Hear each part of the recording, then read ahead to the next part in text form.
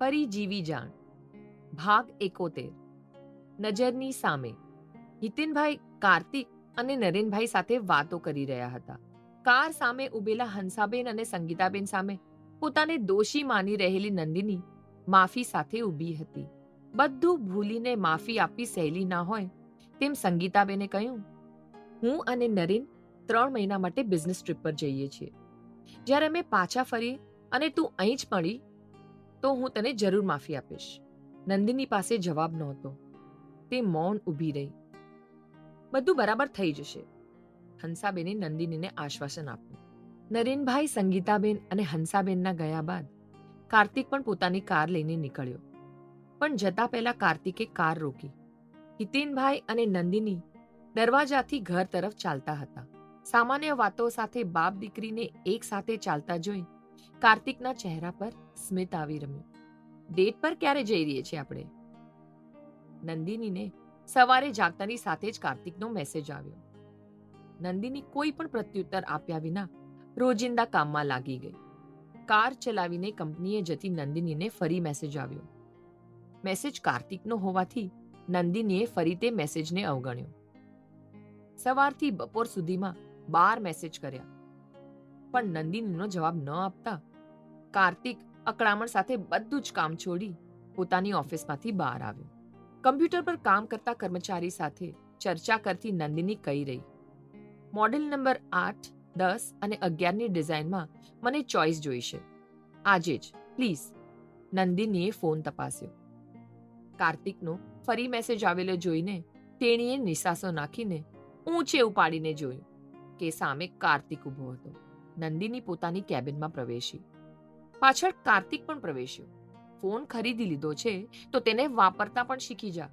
કાર્તિકે અનુભવેલી અકળામણ સાથેનો ગુસ્સો નંદિની પર ઠાલવતા કહ્યું.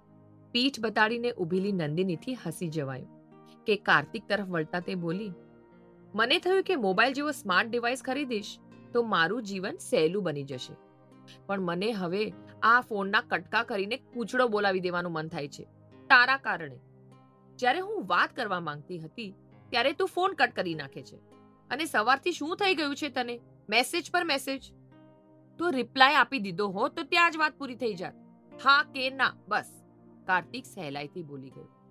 હા, પણ રિપ્લાય ન આપ્યો તો તારે સમજી જવું તું કે મારી પાસે કોઈ જવાબ નથી તારા પૂછેલા પ્રશ્નનો.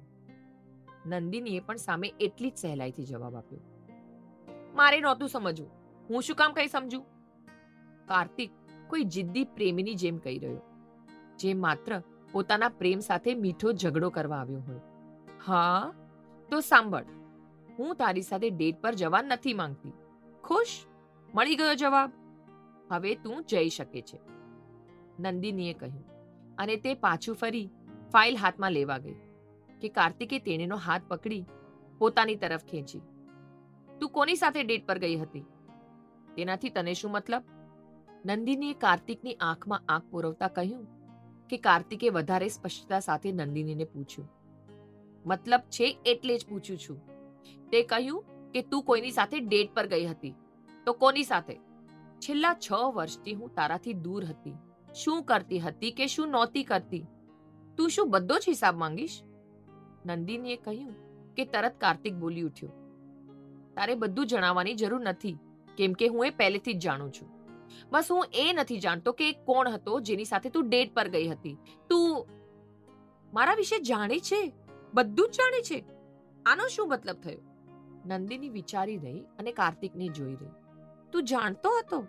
મતલબ ક્યાં હતી એ પણ? નંદિનીએ પ્રશ્ન પૂછી રહી, જે પ્રશ્નમાં તે ખુદ ગૂંચવાયેલી લાગતી હતી. હા, કાર્તિકે માત્ર એટલું જ કહ્યું અને તેણે નંદિનીનો હાથ ધીરેથી છોડી દીધો અને 2 ડગ પાછળ ખસી ગયો. તું જાણતો હોવા છતાં સામે કેમ ન આવ્યો?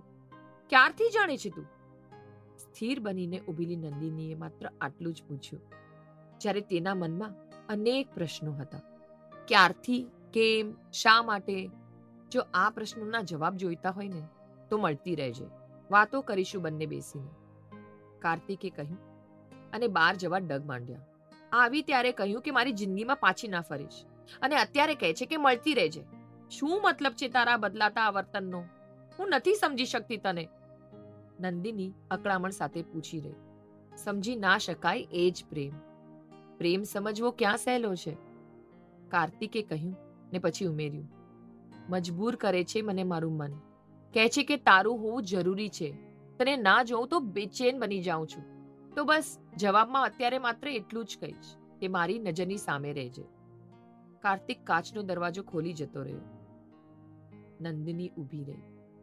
સામે ટેબલ પર પથરાઈને ફાઇલો પડી હતી. નંદિનીનો સેલફોન રણકી ઉઠ્યો. ફોન ઉપાડી નંદિનીએ કાને રાખ્યો કે સામેનું વ્યક્તિ બોલી ઉઠ્યું, સિદ્ધાર્થ બોલું છું. આપણે મળી શકીએ? જરૂર, નંદિનીએ સ્વસ્થ થતા કહ્યું. તેને અત્યારે એક મિત્રની ખાસ જરૂર હતી. તું મને એડ્રેસ સેન્ડ કરી દે, હું પહોંચી જઈશ.